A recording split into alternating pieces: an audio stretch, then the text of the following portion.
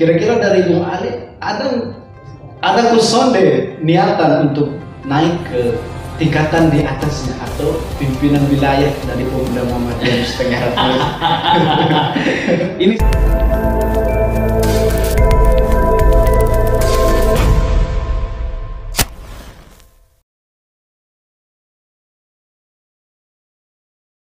Bapak saudara sekalian, hari ini kembali lagi bersama kami di podcast Matalin News. Hari ini kita kedatangan narasumber, yaitu salah satu tokoh dari Muhammadiyah Kota Kupang, yang lebih tepatnya itu dari Pemuda Muhammadiyah Kota Kupang, yaitu bersama biasanya disapa Tum Ale. Beliau juga salah seorang senior juga di Ikatan Mahasiswa Muhammadiyah. Untuk lebih jelasnya bisa nonton apa itu Ikatan Mahasiswa Muhammadiyah di podcast kami yang lalu. Hari ini Bung Ale hadir sebagai Ketua PDPM Kota Kupang, yang beliau merupakan tokoh yang selalu menjadi panutan bagi seluruh kader Ikatan Mahasiswa Muhammadiyah Kota Kupang dan Pemuda Muhammadiyah Kota Kupang itu sendiri. Jadi di sini saya ingin berbincang sedikit terkait dengan Tum Ale ini. Gimana kabarnya Bang Ale? Alhamdulillah, kabarnya baik-baik saja. Untuk aktivitas hari-harinya sekarang beratnya di mana? Ya, untuk sementara waktu selain berkecimpung di organisasi Pemuda Muhammadiyah Kota Kupang, ya saya juga menggeluti pekerjaan.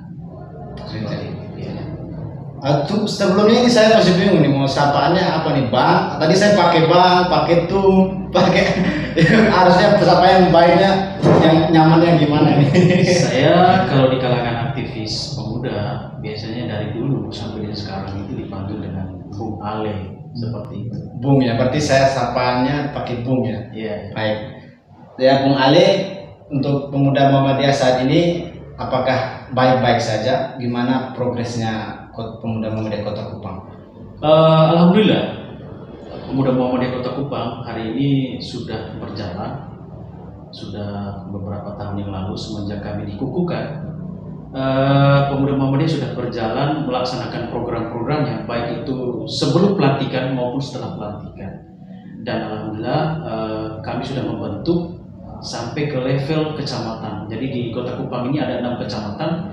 Jadi Pemuda Muhammadiyah itu sudah membentuk kepengurusannya dari level Kota Kupang sampai ke level 6 kecamatan yang ada di Kota Kupang, serta mengembangkan sayap-sayapnya. Dalam hal ini ada salah satu organisasi internal di bawah naungan Pemuda Muhammadiyah, yaitu Kokam, seperti itu. Seperti yang saya pakai pada malam hari ini merupakan baju kebesaran dari Kokam. Kokam. Oh, ya. Ya, kalau saya boleh tahu Kokam itu kepanjangannya apa sih? Kokam itu singkatan dari Komando Kesiapsiagaan Angkatan Muda Muhammadiyah. Wah, luar biasa. Kalau boleh tahu personel Kokam ini apakah hanya ada di level pemuda saja Kota Kupang atau gimana? Karena kami berada di wilayah Kota Kupang, jadi anggota Kokam Pemuda Muhammadiyah Kota Kupang itu terdiri dari pemuda juga adik-adik mahasiswa. Intinya yang ingin bergabung menjadi anggota Kokam Pemuda Muhammadiyah, why not? Kami akan menerima. Yes. Seperti itu. Berarti Pemuda Muhammadiyah ini juga pasti banyak kontribusi melalui bidang Kokam ini tersendiri ya, pastinya ya. Ya, insya Allah ya. Amin. Terkait dengan Nusa Tenggara Timur ini, kita mengetahui bahwa di Nusa Tenggara Timur, khususnya Kota Kupang, itu terdiri dari beberapa agama, ras, suku, dan bangsa. Jadi di situ pasti ada nilai-nilai toleransinya. Jadi yang ingin saya pertanyakan minta pandangan dari Bung Ale terkait dengan toleransi di Kota Kupang ini seperti apa menurut pandangannya Bung Ale? Menurut pandangan saya, karena mengingat Kota Kupang ini merupakan sentra ibu kota dari Provinsi Nusa Tenggara Timur, jadi berbagai macam suku itu semua berkumpul di Kota Kupang. Bicara tentang toleransi yang ada di Kota Kupang, alhamdulillah menurut kacamata saya bahwa toleransi yang sementara ini kita jalankan ya alhamdulillah baik-baik saja. Walaupun ada beberapa yang mungkin bisa diselesaikan seperti itu. Ya, ini tidak terlepas daripada dukungan dari semua stakeholder yang ada di Kota Kupang, baik itu pemerintahan, pihak kepolisian dalam hal ini Polres Kupang Kota, pihak Kodim, dan juga seluruh aktivis-aktivis pemuda yang bernaung di organisasi keagamaan maupun organisasi sosial lain. Ini merupakan peran kita bersama.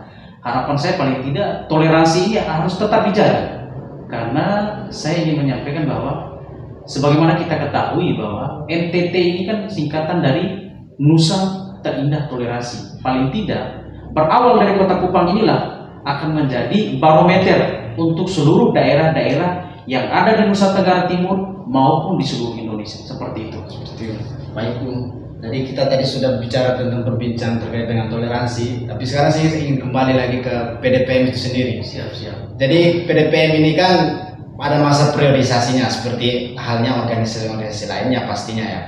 Jadi yang ingin saya pertanyakan di sini dari PDPM Kota Kupang sendiri untuk terkait dengan priorisasi selanjutnya, mungkin kira-kira adakah sosok figur pengganti atau siap persiapan dari Bung Ali sendiri atau dari PDPM Kota Kupang itu sendiri?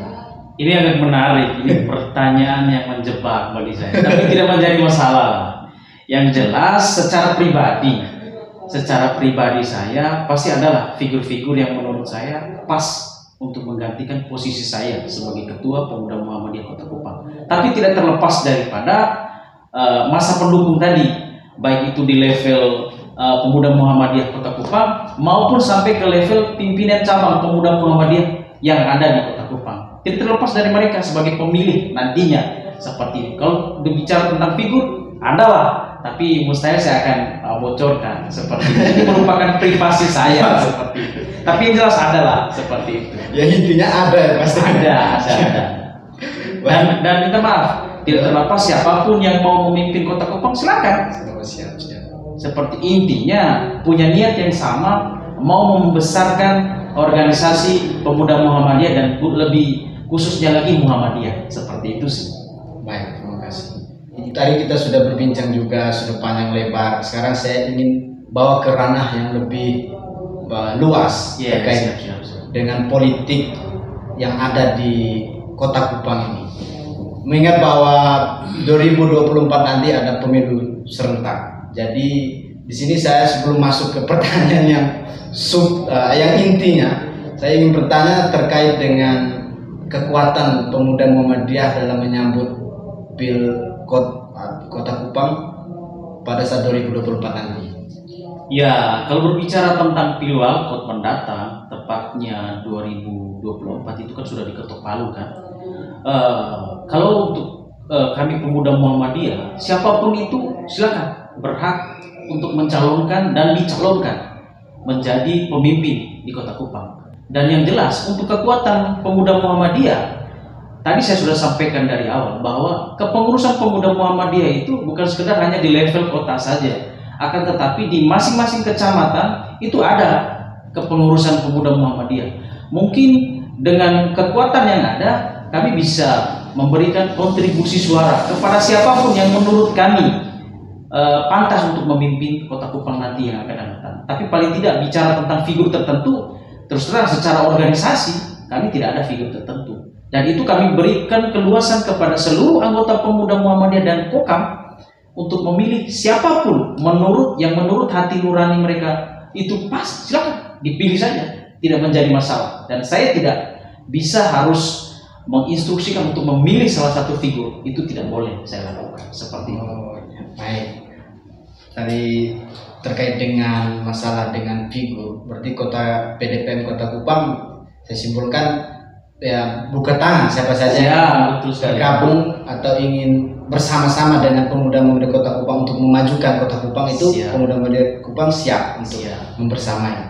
Jadi sekarang saya terkait dengan kita isu baru-baru ini, berita opini macam-macam tentang sosok figur di Kota Kupang itu sendiri yang kita tidak tahu, yang kita sama-sama mengetahui bahwa Bapak Wali Kota Kupang ini, yang saya juga sempat dengar bahwa beliau ini katanya ingin lanjut ke periode selanjutnya di Kota Kupang ini sendiri untuk 01 Kota Kupang.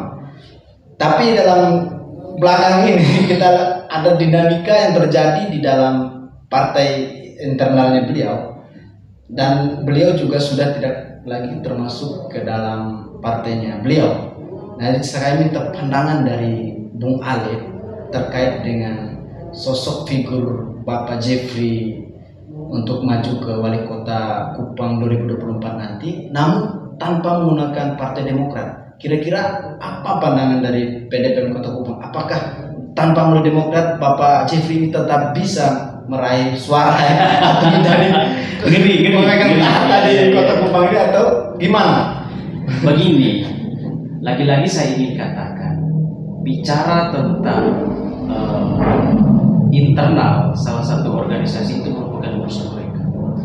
Apapun yang menjadi permasalahan, ya mungkin nanti bisa diselesaikan secara internal, karena itu memang rumah tangganya mereka dan saya tidak bisa ikut campur. Dan ada satu hal yang perlu kita ketahui bersama, bahwa kebiasaannya, ini kita bicara kebiasaan dari tahun ke tahun, minta maaf, dari periode ke periode, bahwa setiap kali figur yang mau mencalonkan sebagai wali kota di Kota Kupang ini, baik itu yang incumbent maupun pendatang baru, kita bicara incumbent dulu, tidak ada satupun yang incumbent itu pasti akan terpilih secara 2 periode. Itu kita bicara tentang kebiasaan politiknya seperti itu ya. Nah, saya tidak tahu, mungkin periode yang akan datang bisa jadi Bapak Jeffrey Ribukhore bisa terpilih lagi, dalam hal ini pecah telur istilahnya ya, terpilih ke periode kedua ataupun tidak, itu kan kita tidak tahu. Ini kan tergantung daripada suara hati nurani daripada masyarakat Kota Kupang. Seperti saya menyimpulkan, Pak Jeffrey ini ya, kita kembali lagi pada masyarakat Kota Kupang ya. Tapi kebiasaan politiknya seperti Bung Ali sampaikan, bahwa biasanya dia jarang ya, seorang pemimpin di Kota Kupang itu jadi sampai ke 2 periode. Jadi sekarang dari pemuda Muhammadiyah Kota Kupang itu sendiri, kira-kira ada nggak figur-figur yang dijagokan begitu maksudnya untuk menyambut pesta demokrasi 2024 nanti? Lagi-lagi agak ngeri-ngeri sedap ini Pak. Sekali lagi saya ingin sampaikan bahwa organisasi pemuda Muhammadiyah ini bukan merupakan organisasi partai politik.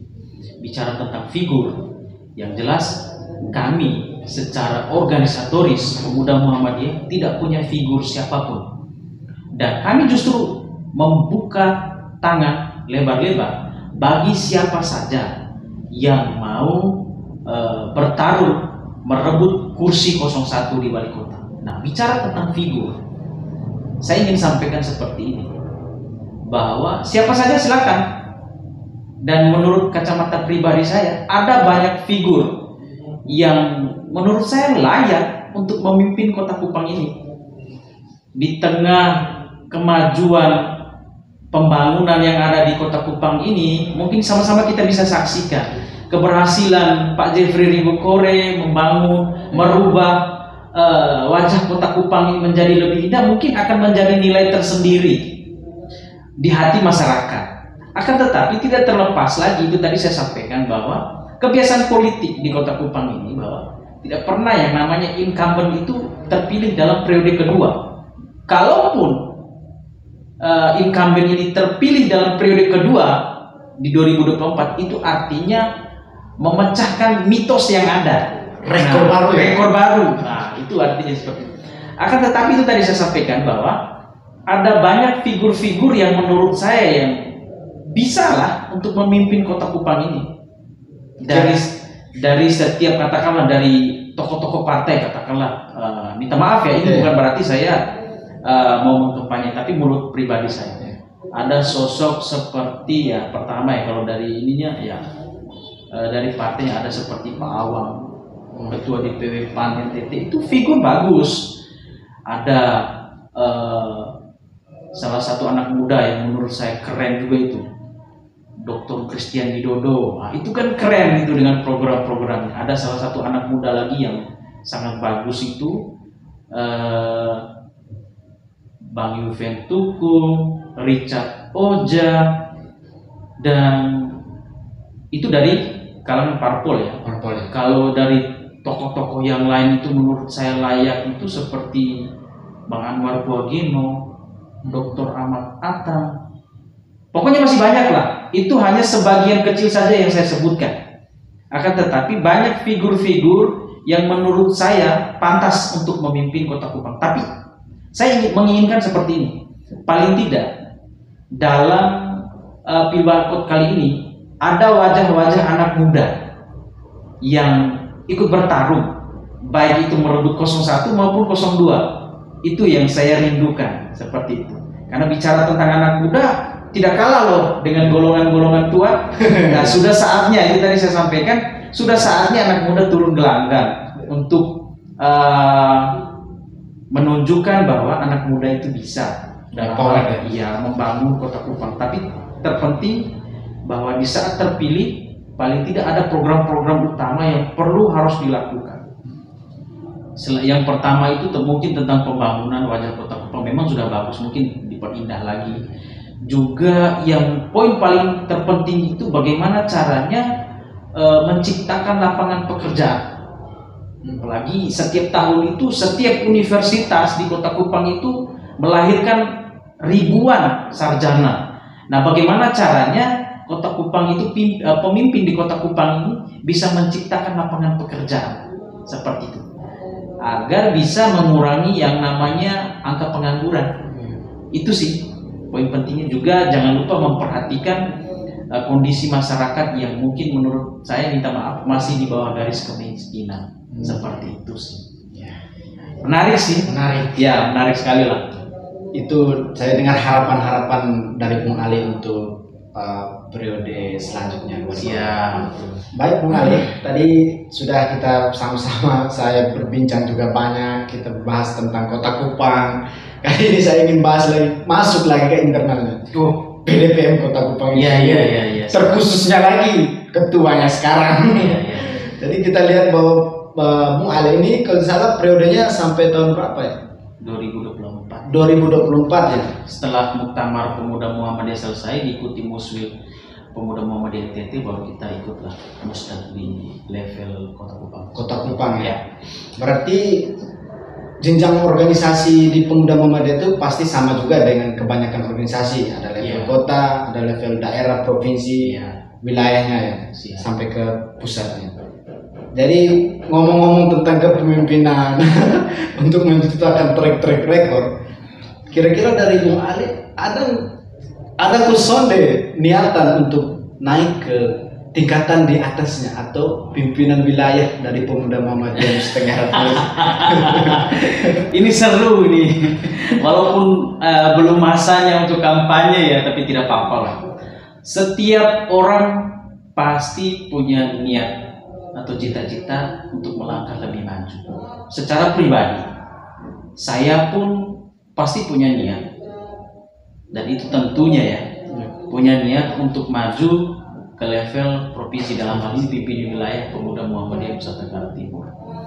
Dan itu saya siapkan diri dari sekarang. Tapi tidak terlepas bahwa yang akan memilih nanti itu adalah Pemuda Muhammadiyah se-Nusa Tenggara Timur. Artinya di kabupaten kota itu ada pengurus Pemuda Muhammadiyahnya, dan mereka inilah yang nanti akan memilih, termasuk kami Kota Kupang. Nah, tentunya sebelum saya melangkah ke arah itu, paling tidak komunikasi itu tetap dijalankan. Tapi tidak harus, ya menurut saya tidak terlalu berambisi lah untuk menjadi seorang ketua pimpinan wilayah Pemuda Muhammadiyah Nusa Tenggara Timur. Niat saya ada, tapi insya Allah kalaupun Samillahi Robbi mengijabah doa dan niat saya ini, ya Bismillah, saya katakan siap. Tapi tidak terlepas daripada teman-teman di seluruh PDPM di level NTT, tapi juga saya akan meminta restu khususnya di markas saya, yaitu Pemuda Muhammadiyah Kota Kupang. Itu sih harapan saya. Paling tidak ya ke depan seperti itulah. Kita nantikan bersama ya. Kita tunggu pada saat muswil nanti. Insya Allah. Intinya harapan saya, mungkin teman-teman podcast bisa membantu ya, bukan berarti harus mengkampanyekan seperti itu. iya, paham. Ini merupakan niat kita lah, insya Allah seperti itu. Terakhir saya mungkin ada harapan untuk podcast kali ini dari programnya matalinnews.com ini. Baik, tentunya harapan untuk podcast Mata Lain News ini harapan saya sangat besar. Selain ini merupakan media untuk menyampaikan aspirasi baik itu internal Muhammadiyah, juga bisa menjadikan media penyampai aspirasi untuk semua kalangan-kalangan. Tidak harus dibatasi. Artinya di luar dari Muhammadiyah juga boleh, di luar dari pokoknya siapa saja boleh. Itu harapan saya pertama. Yang kedua, paling tidak media podcast Mata Lain News ini selalu bisa memberikan pencerahan-pencerahan kepada seluruh masyarakat, baik itu di Kota Kupang maupun di seluruh Nusa Tenggara Timur dan lebih luasnya lagi Indonesia. Kenapa saya katakan seperti itu? Karena terlalu banyak hadir media-media yang dalam hal ini melahirkan isu-isu hoax. Nah, harapan saya dengan adanya podcast Mata Lain News bisa memberikan pencerahan melawan isu-isu hoax dengan sebuah pemberitaan yang benar-benar real. Harapan saya itu seperti itulah. Baik, terima kasih Mu'ale sudah bersama kami beberapa menit yang lalu. Jadi ini akhir dari podcast kita. Saya ucapkan terima kasih sekali lagi, dan kami dari matalinnews.com mendoakan semoga harapan-harapan dari pemerintah tercapai, terutama maju ke PWP nantinya. Amin. Dan juga mungkin bisa menjadi figur politik di Kota Kupang nantinya. Wah, amin. Luar biasa. Amin. Insya Allah. Terima kasih semua saudara. Saya ucapkan salam hormat dari saya. Katong semua bersuara.